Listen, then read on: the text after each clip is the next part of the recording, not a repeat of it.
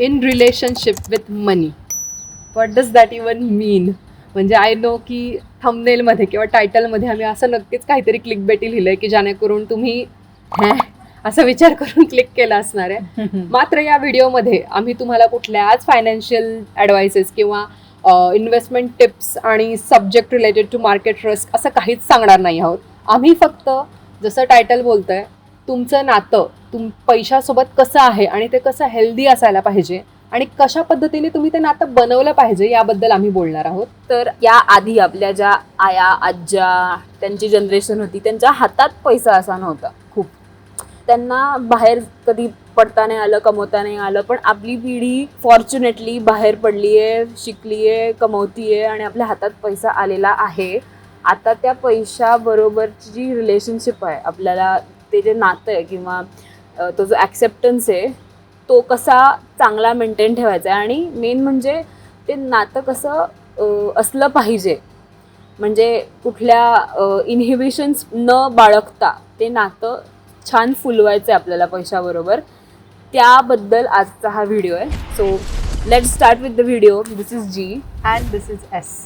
तर पहिला प्रश्न जो तुम्ही स्वतःला विचारायचा आहे की समजा आता तुम्ही पैसे म्हणजे तुम्हाला फायनान्शियली इंडिपेंडंट व्हायचं आहे किंवा लेट्स से तुम्हाला काम करायचं आहे, तुम्हाला पैसा कमवायचा आहे, हा जर तुमचा माइंडसेट आहे तर त्याच्या मागचं मोटिवेशन काय आहे किंवा त्यामागचं खरं खुरं अगदी खरं खुरं असं कारण काय आहे हे तुम्हाला तुमचं क्लिअर असलं पाहिजे. आणि ते प्रत्येकाचं वेगळं असू शकतं. आणि मी काय म्हणते, कोणाला तुम्हाला तिराईत माणसाला तुमचं कारण सांगायची किंवा ते त्याला पटण्याची काहीच गरज नाही आहे. ते तुमच्या समोर खऱ्या पद्धतीने तुम्ही स्वतःला सांगितलं पाहिजे आणि ते ॲक्सेप्ट केलं पाहिजे. कदाचित ते काही जणांना ते ॲक्सेप्टेड नसेल आणि काही जणांचं मत त्याच्याबद्दल वेगळं असेल, हे नक्कीच होऊ शकतं. मात्र जसं कुठलंही बाकीचं रिलेशनशिप लाईफमधलं हे 2 जणांमधलं असतं, तसं हेही तुमचं आणि तुमच्या पैशामधलं रिलेशनशिप आहे. त्यामुळे ते तुमच्या पद्धतीने कस्टमाइज असायला हवं. तर जेव्हा तुम्ही हा स्वतःला प्रश्न विचाराल तेव्हा तुम्ही क्लिअर व्हाल की तुमचं काय मोटिवेशन आहे जॉब करण्याचं किंवा बिझनेस करण्याचं किंवा कशाचंही. कोणासाठी ते रिझन असं असू शकतं की I have seen many problems in my life. मी माझ्या आईवडिलांना खूप स्ट्रगल करताना, अवमान सहन करताना पाहिलंय. मला कमवायचं कारण की मी माझी तर काळजी घेऊ शकावे आणि मला लग्न नाही करायचं आणि त्यांची काळजी घ्यायची आणि मला त्यांना सांभाळायचं. हे कोणाचं कारण असू शकतं. एखादीचं कारण असू शकतं की मला घरात सगळं काही मिळालंय, मात्र माझ्या घरचे अल्ट्रा प्रोटेक्टिव्ह होते, एक्स्ट्रा त्यांनी माझी केअर केली आणि प्रचंड ते कन्झर्वेटिव्ह असल्यामुळे मला कधी फ्रीडम नाही मिळालं. माझं हे कारण आहे की मी माझा पैसा कमवावा.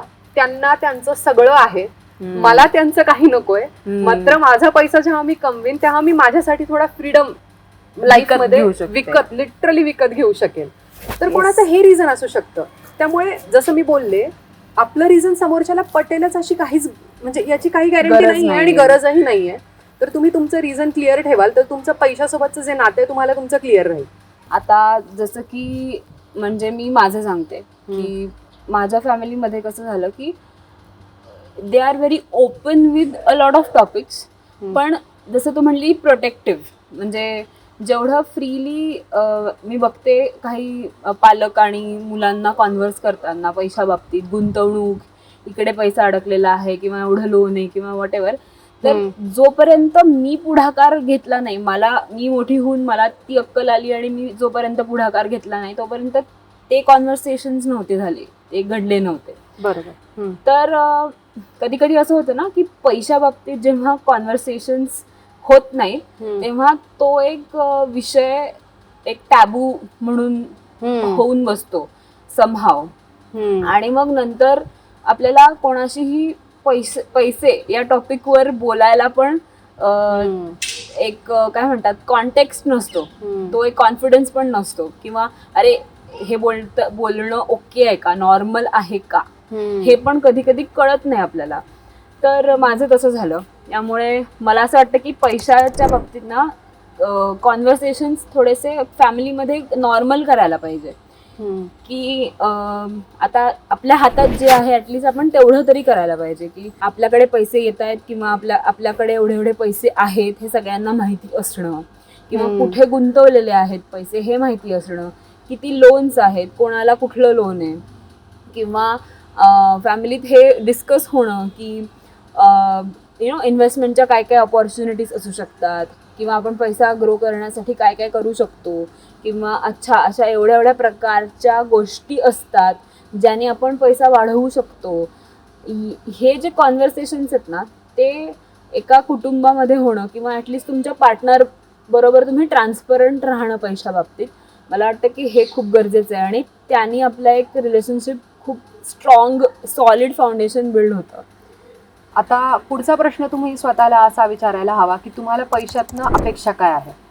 म्हणजे जसं की लेट्स से की मला पैशाकडनं हवं काय आहे, अपेक्षित काय आहे. म्हणजे काय की मला कदाचित पैसे वापरून मी माझ्या हेल्थला इम्प्रूव्हमेंट करण्यासाठी तमुक पद्धतीची एक मेंबरशिप घेईल आणि ती जिमची मेंबरशिप जरा महाग जरी वाटली तरी मी त्याचा न्यूनगंड बिलकुल बाळगणार नाही आहे किंवा त्याच्याबद्दल गिल्ट बाळगणार नाही की अरे मी 25,000ची मेंबरशिप घेतली म्हणजे केवढा खर्च होतोय वगैरे. तर तुम्ही काही गोष्टी तुमच्या स्वतःबद्दल क्लिअर ठेवल्या गेल्या पाहिजेत. म्हणजे मला असं वाटतं, माझं पर्सनली मला पैसा सगळ्यात फोरमोस्ट रिझन असं वाटतं की पैसा जे मला देऊ शकतं ते म्हणजे सर्वात पहिली गोष्ट की एकतर बेसिक फ्रीडम. अगदी बेसिक लेवलचं फ्रीडम सुद्धा मला असं वाटतं की ॲज अ वुमन तुम्हाला पैसा कमवायला लागल्यानंतर जास्त पटकन देऊ होतं. तुम्हाला रिबेल व्हायची अक्षरशः फार गरज नाही पडत. म्हणजे बिंग अ गुड गर्ल तुम्ही रिबेल होणं आणि कोणत्या गोष्टी करणं किंवा तुमच्या जवळच्यांवर तुमची मतं सांगणं, प्रत्येक वेळेला कधी कधी आपले आई वडीलही आपली मतं पटकन समजून घेऊ शकत नाहीत. तर अशा वेळेला जेव्हा तुम्ही पैसा कमवू शकताय आणि तुम्ही 4 जणांसोबत डील करू शकताय, तुम्ही म्हणजे म्हणतो ना माझ्या घरात भाकरी मी कमवून आणू शकते म्हणजे मला काहीतरी अक्कल आहे, हे जेव्हा आपल्या घरच्यांना जाणवायला लागतं त्याच्यानंतर मला असं वाटतं की थोड्या गोष्टी इझी व्हायला लागतात. तर पहिली गोष्ट ही. दुसरी गोष्ट अशी असू शकते, मी पैशाकडे या पद्धतीने पाहायला पसंत करते की तो एक असा मार्ग आहे जो माझ्यासाठी सोय घेऊन येऊ शकतो. नक्कीच. मला जर सकाळची जिमची मेंबरशिप आहे आणि तिकडे जायचंय पण मला माझ्या मुलाचा टिफिन पण करायचा आहे, तर ॲटलिस्ट मी हेल्प हायर करू शकते की मावशी येतील, घरातली बेसिक कामं करतील, पोळ्या वगैरे करतायत, म्हणजे माझा वेळ मी कशा पद्धतीने माझ्या हेल्थला देऊ शकते, माझं फ्रीडम मी कशा पद्धतीने विकत घेऊ शकते. आणि मला असं वाटतं की जर म्हणजे आपण म्हणतो ना टाइम इज मनी, तर तुम्ही पैसा म्हणजे ऍक्च्युअली पैसा जो आहे ना तो कमवू शकता, तो इन्व्हेस्ट करून ग्रो पण करू शकता. पण वेळ ही अशी गोष्ट तुम्ही इन्व्हेस्ट करून ग्रो वगैरे नाही होत, ती गेली वेळ म्हणजे गेली, खर्चच होते ती फक्त. मग अशा वेळेला मी माझा पैसा जर म्हणजे कोणाला तर एम्प्लॉयमेंट देते, म्हणजे मावशींची हेल्प घेते, त्यांना एम्प्लॉयमेंट देते, एकतर पहिल्यांदा मी एका दुसऱ्या स्त्रीसाठी एम्प्लॉयमेंट जनरेट करते. शिवाय मी माझा पैसा त्यांना दिल्यामुळे मी मला वेळ विकत घेते. तो वेळ विकत घेतल्यानंतर मी माझ्या आरोग्याची काळजी घेते, जिमला जाते तर स्ट्रेंथ ट्रेनिंग करते. तर मला असं वाटतं की हे तुमचं तुम्हाला कळणं गरजेचं आहे की तुम्हाला पैशातनं अपेक्षित काय आहे नेमकं. म्हणजे आणि जेव्हा तुम्ही पैशाकडे बघता तेव्हा प्लीज कुठलाही निगेटिव्ह दृष्टिकोन ठेवू नका. म्हणजे हे जे वाक्य आहे ना, माझ्या घरात कधीच नाही बोलले गेले हे वाक्य, ते म्हणजे पैसा फार वाईट असतो, खूप पैसा असणं चुकीचं असतं आणि म्हणजे नाही का अति पैसा आहे म्हणून हे असं झालं, हा ते तर होणारच होतं, एवढा अति हे म्हटल्यानंतर तो वाया जाणारच होता वगैरे, अशी कुठलेच कॉन्व्हर्सेशन्स आमच्या घरात कधीच होत नाहीत. आमच्याकडे पैशाला पैशा पद्धतीनेच बघतात आणि डिटॅच्ड पाहण्याचा एक साधारण सगळ्यांचा म्हणतो ना एक प्रयत्न असतो की पैशाला तुम्ही फार अटॅच्ड होऊ नका. म्हणजे आता जर मी हे क्लिअर ठेवलं की पैसा मला सोयीसाठी वापरायचा आहे आणि उद्या लेट्स से काही कारणामुळे तसं होऊ नये, पण समजा पैशामध्ये कुठली स्थगितता आली तर मला हे तरी क्लिअर राहील की ओके थोडी फक्त गैरसोय होणार आहे, याच्या पलीकडे काहीही होणार नाहीये. तर हे तुम्ही क्लिअर स्वतःला ठेवू शकता ऍटलिस्ट. आणि डिटॅचमेंट जेव्हा तुम्ही ठेवाल पैशासोबत, मला असं वाटतं की that is the biggest gift you could give to your self as a woman. एक तर तुम्ही पैसा कमवूही शकताय, अपलॉड, आणि तुम्ही पैशासोबत डिटॅच्ड आहेत. I mean what, oh my God, I mean दिवा एनर्जी असते ती. तर मला हे फार इम्पॉर्टंट वाटतं. I agree. म्हणजे मी असं बघितलं, आता पुढचा प्रश्न जसं तू म्हणली की डिटॅच राहा, तसं मी बघितलंय अटॅच लोकांचं कसं होतं. तर मी सांगते कसं होतं ना, काही लोकांचं की ते इतक्या पैशाच्या आहारी जातात म्हणजे काय, आणि याच लोकांमुळे हे जे सगळे निगेटिव्ह टॉक्स अबाउट मनी आहे ना, की खूप पैसा वाईट आणि किंवा हे सगळे निघालेत.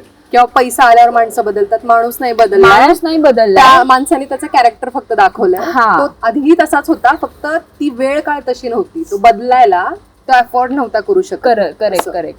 तर मी बघितलंय की माणसं लिटरली पैशावर नाती मोजतात किंवा पैशानुसार तुम्हाला तुमची वागणूक त्यांची बदलते.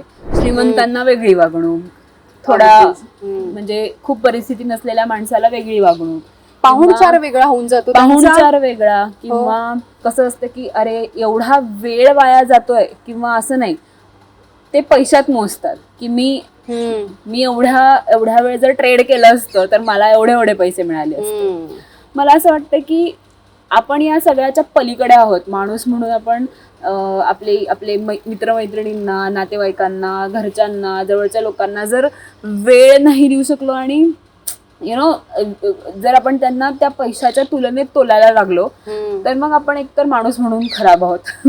आणि दुसरं म्हणजे तुम्ही पैसा आणि माणसांना सेम तुलना करताय, तर एक दिवस ती माणसंही तुम्हाला सोडून जाणार आहे आणि तो पैसाही तुम्हाला सोडून जाणार आहे. सो जसं डिटॅच राहायला पाहिजे. आणि हे डिटॅचमेंटचं एकदम एक्स्ट्रीम अपोजिट आहे की इतकं अटॅच्ड. बरोबर. इतकं अटॅच किंवा आहारी जाणं जे असतं ना, ते पण नको करायला. म्हणजे बरोबर, डूज अँड डोंट्स मध्ये हे डोंट्स मध्ये येईल की हे नका करू. बरोबर. किंवा असतं ना, म्हणजे ऑनेस्टली मी सांगू का, ॲज अ पेरेंट मला असा विचार कधीच आत्तापर्यंत, आता it's been like 7-8 years since I am a mother, right. तर मला असं वाटतं एवढ्या वर्षात मला एकदाही असं नाही वाटलं की मला माझ्या मुलाला सगळं द्यायची इच्छा आहे किंवा मला त्याच्यासाठी सगळं करायचं, सगळं मी तो म्हणेल ती प्रत्येक गोष्ट देऊ शकली पाहिजे, असं मला कधीही नाही वाटलंय. That's not possible for me. आणि मग त्या मुलांना त्या पैशाची किंमत म्हणजे अरे नाही, मी म्हणते एवढा पैसाच नाही माझ्याकडे. नाही ग, तसं पण नाही. पण म्हणजे असं कुठली लाईफ आहे म्हणजे आयुष्यात, समजा मी जरी त्याला ती प्रत्येक गोष्ट दिली जो तो मागतोय, पण असं लाईफ मध्ये नाहीये, तर तुम्ही बेसिकली त्यांना चुकीचे काहीतरी सवयी लावून देताय. आणि पेरेंट म्हणून सगळं देणं ही कुठली म्हणजे ही कोणती काय म्हणतात कॅरेक्टरिस्टिक झाली का गुड पेरेंटची, मला नाही कळत आहे. म्हणजे मी फार तर मी हे नक्की म्हणेन की त्याला चांगलं शिक्षण देण्याचा प्रयत्न करेल, सिक्युअर फ्युचर देण्याचा प्रयत्न करेल, त्याच्या डोक्यावर छत आहे, जेवायला व्यवस्थित माझं घरचं जेवण त्याला देते, हेल्दी फूड देण्याचा प्रयत्न करते, वेळ देण्याचा प्रयत्न करते, किंवा नाही का मला त्याला हे फिरायला न्यायचंय, तिकडे न्यायचंय, हे नक्कीच येईल. पण प्रत्येक गोष्ट द्यायची आणि सगळे लाड पुरवायचे तर वगैरे असलं काही शिव देऊ नका तुम्हाला, मिथ हे. हो. आणि ते काहीच नाही ना की मोठं होऊन कमवल्यावर मी माझ्या सेव्हिंग्सनी एखादी गोष्ट घेणं, त्याचं जे थ्रिल असतं ना, ते मग अशा मुलांमध्ये संपून जात गेलेलं असतं, कारण त्यांना हातात मिळालेल्या असतात सगळ्या गोष्टी. बरोबर. तर पण एक पेरेंट म्हणून हे कोणतं मापदंड झालं? म्हणजे पेरेंटिंग मध्ये थोडक्यात बेसिकली तुम्ही पैसा घुसवताय की प्रत्येक गोष्ट त्याला देणं, हे पेरेंटिंगचा आणि पैशाचा इतकाच संबंध असू शकतो की त्याच्या सोयी तुम्ही बघू शकता, आरोग्यासाठी वापरू शकता पैसा वगैरे वगैरे, आणि इतपत असणं ठीक आहे. असं प्रत्येक लाड पुरवण्यासाठी वगैरे मी पैसा गमवते वगैरे हे असलं काही नका करू. Honestly you don't know what is going to happen in life. तर मग तुम्ही त्यावेळेला ती गोष्ट त्यांना तितकं नक्कीच द्या जितकं ते त्यावेळेला गरजेचं आहे, त्यांचे लाड नक्कीच करा, पण तुमच्या पेरेंटिंग मध्ये पण पैसा घुसवू नका, नको त्या ठिकाणी, एवढंच मला वाटतं. तर बेसिकली येस, तुमचं रिलेशनशिप जर तुम्ही पैशासोबत क्लिअर ठेवलं तर ॲज अ पेरेंट मी एक सांगू शकते, तुमचं जर नीट नसेल ना तर तुमचे मुलं पण एन्झायटीमध्ये वाढतात. ते जेव्हा बघतील ना की my mother and father can take loss little lightly किंवा लाईटली, किंवा my mother and father are not putting money on a pedestal, कारण की ते डिटॅच्ड आहेत, तर ती मुलंही तशीच वाढतात, मुलं बघूनच शिकतात. तर तुम्ही जसं तुमचं रिलेशनशिप डेव्हलप कराल, मुलांनाही ते, म्हणजे द थिंग इज, मला पण माझं जे रिलेशनशिप आहे मी बघूनच डेव्हलप केलंय माझ्या घरच्यांना, आई वडिलांना किंवा आजूबाजूच्या घडणाऱ्या घटनांना. आणि जर ते पॉझिटिव्ह असेल तर नक्कीच ते रिलेशनशिप पण पॉझिटिव्ह होतं. आणि मग अशी लोक पैशाच्या मापदंडावर कुठले डिसिजन घ्यायला जात नाहीत. तुम्ही जिथं ज्या पद्धतीने विचार केला पाहिजे त्याच पद्धतीने विचार करून तुम्ही डिसिजन्स घ्याल. तर मला असं वाटतं की फायनान्शियली इंडिपेंडंट असणं आजकाल सगळ्यांकडे, पण फायनान्शियल लिटरसी किंवा एक a good healthy relationship with money याची आता गरज आहे. आणि आय एम सॉरी जर तुम्ही कुठल्या इन्व्हेस्टमेंट टिप्ससाठी या व्हिडिओवर क्लिक केला असेल आणि we disappointed you, but I think तुम्ही माइंडसेटच्या विचाराने जर आला असाल तर तुम्हाला हा कॉन्टेंट नक्कीच आवडला असेल. आणि हा व्हिडिओ जर तुम्हाला आवडला असेल तर एक ग्रीन हार्ट कमेंट सेक्शन मध्ये नक्की टाका. ग्रीन, ग्रीन पैसा, money. Okay, for now we'll wrap up this episode. This is G and this is S.